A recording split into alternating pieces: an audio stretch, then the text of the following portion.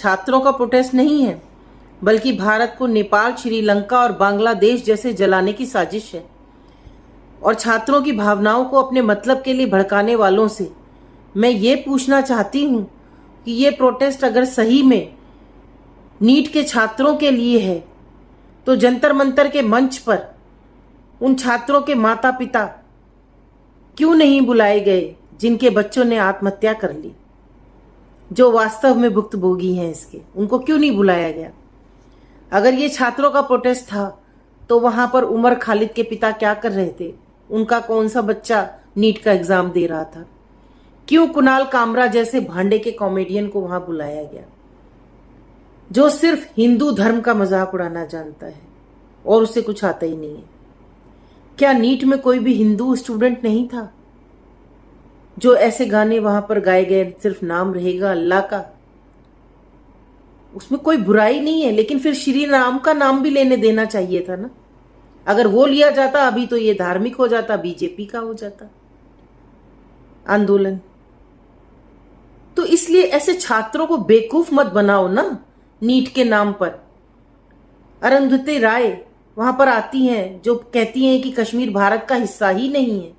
ऐसे लोग इस स्टेज पर आ रहे हैं, टुकड़े टुकड़े गैंग के लोग आ रहे हैं। स्वरा भास्कर, प्रकाश राज जैसे हिंदू विरोधी, देश विरोधी लोग वहां पर आ रहे हैं।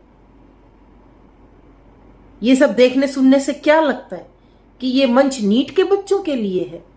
बच्चों को बेवकूफ बना रहे हो आप लोग। कुछ पॉलिटिकल पार्टीज मिलके बच्चों को बेवकूफ बना रही हैं। केजरीवाल, राहुल गांधी अपना उल्लू सीधा कर रहे हैं और कह रहे हैं कि बच्चों को मारा जा रहा है, बच्चों को ये किया जा रहा है, बच्चों को वो किया जा रहा है। तुम्हारे बच्चे कहाँ हैं? उनको बुलाओ, वो भी मार खाए ना। केजरीवाल के बच्चे अमेरिका में पढ़ रहे हैं। सारे जितने नेता हैं सबके बच्चे कहीं ना कहीं बाहर बैठे हुए हैं। वो कहाँ हैं? वो तो मलाइयां खा रहे, हमारे बच्चे लाठियां खा रहे।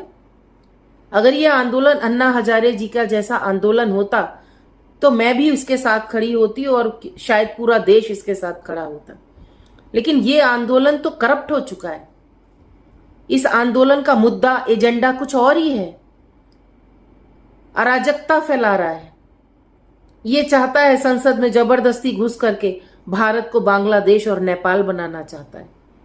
राहुल गांधी तो खुलेआम कहते हैं कि नेपाल के ट्रेंड पे भारत चला जाएगा। केजरीवाल भी कहते हैं कि एक दिन जनता घुस के संसद में मारेगी। तो ये नेता ही तो भड़का रहे हैं ना। क्या एक पढ़ने लिखने वाला बच्चा, सब लोग जितने भी सुन रहे हैं वो सोचो, आपके घर के जो बच्चे मेहनत करते हैं, नीट का एग्जाम देते हैं, वो कितने स्टूडियस होते हैं, कितने पढ़ाकू बच्चे होते हैं। उनको इधर उधर देखने की भी फुर्सत नहीं होती। वो ये सब करना चाहेंगे कि जाके देश में आग लगा दें।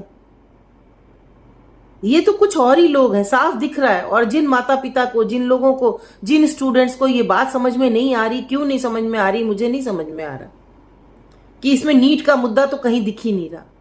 सिर्फ उसकी आड़ में गलत काम हो रहा है, सिर्फ उसकी आड़ में देश में अराजकता फैलाई जा रही है।